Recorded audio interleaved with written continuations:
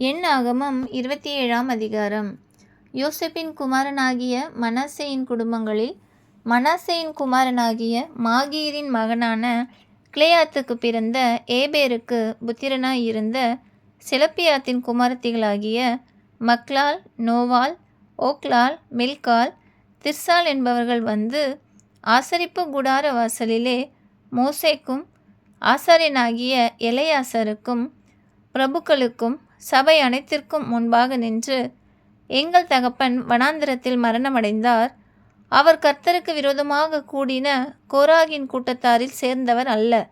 தம்முடைய பாவத்தினாலே மரித்தார். அவருக்கு குமாரர் இல்லை.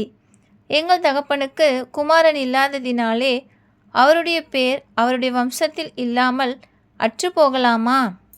எங்கள் தகப்பனுடைய சகோதரருக்குள்ளே எங்களுக்கு காணியாட்சி கொடுக்க வேண்டும் என்றார்கள். மோசே அவர்களுடைய நியாயத்தை கர்த்தருடைய சந்நிதியில் கொண்டு போனான். அப்பொழுது கர்த்தர் மோசேயை நோக்கி, செலப்பியாத்தின் குமாரத்திகள் சொல்கிறது சரிதான். அவர்களுக்கு அவர்கள் தகப்பனுடைய சகோதரருக்குள்ளே சுதந்திரம் கொடுக்க வேண்டும். அவர்கள் தகப்பன் பின் வைத்த சுதந்திரத்தை அவர்களுக்கு கிடைக்கும்படி செய்வாயாக. மேலும் நீ இஸ்ரவேல் புத்திரரை நோக்கி, ஒருவன் குமாரன் இல்லாமல் மரித்தால் அவனுக்குரிய சுதந்திரத்தை அவன் குமாரத்திக்கு கொடுக்க வேண்டும். அவனுக்கு குமாரத்தியும் இல்லாதிருந்தால் அவனுக்குரிய சுதந்திரத்தை அவன் சகோதரருக்கு கொடுக்க வேண்டும். அவனுக்கு சகோதரரும் இல்லாதிருந்தால் அவனுக்குரிய சுதந்திரத்தை அவன் தகப்பனுடைய சகோதரருக்கு கொடுக்க வேண்டும். அவன் தகப்பனுக்கு சகோதரர் இல்லாதிருந்தால் அவனுக்குரிய சுதந்திரத்தை அவன் வம்சத்திலே அவனுக்கு கிட்டின உறவின் முறையானுக்கு சுதந்திரமாக கொடுக்க வேண்டும். இது கர்த்தர் மோசேக்கு கட்டளையிட்டபடியே இஸ்ரவேல் புத்திரருக்கு நியாய விதி பிரமாணமாய் இருக்க கடவது என்று சொல் என்றார். பின்பு கர்த்தர் மோசேயை நோக்கி, நீ இந்த அபாரிம் மலையில் ஏறி நான் இஸ்ரவேல் புத்திரருக்கு கொடுத்த தேசத்தை பார். நீ அதை பார்த்த பின்பு உன் சகோதரனாகிய ஆரோன் சேர்க்கப்பட்டது போல நீயும் உன் ஜனத்தாரிடத்தில் சேர்க்கப்படுவாய். சபையார் வாக்குவாதம் பண்ணின சீன் வனாந்தரத்தில் தண்ணீருக்கு அடுத்த விஷயத்தில் அவர்கள் கண்களுக்கு முன்பாக என்னை பரிசுத்தம் பண்ண வேண்டிய நீங்கள் என் கட்டளையை மீறினீர்களே என்றார். இது சீன் வனாந்தரத்தில் காதேஸ் ஊர் அருகே உண்டான மேரிபாவின் தண்ணீருக்கு அடுத்த காரியமே.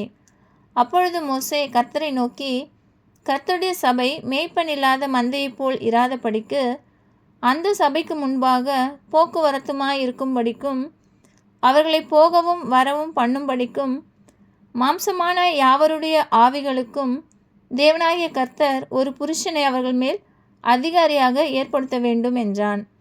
கர்த்தர் மோசேயை நோக்கி, ஆவியை பெற்றிருக்கிற புருஷனாகிய யோசுவா என்னும் நூனின் குமாரனை நீ தெரிந்து கொண்டு அவன் மேல் உன் கையை வைத்து அவனை ஆசாரியனாகிய எலெயாசாருக்கும் சபை அனைத்திற்கும் முன்பாக நிறுத்தி அவர்கள் கண்களுக்கு முன்பாக அவனுக்கு கட்டளை கொடுத்து, இஸ்ரவேல் புத்திரராகிய சபையார் எல்லாரும் அவனுக்கு கீழ்ப்படியும்படிக்கு உன் கணத்தில் கொஞ்சம் அவனுக்கு கொடு.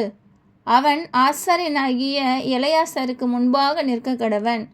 அவன் நிமித்தம் அந்த ஆசாரியன் கர்த்தருடைய சன்னிதானத்தில் வந்து ஊரீம் என்னும் நியாயத்தினாலே ஆலோசனை கேட்க கடவன்.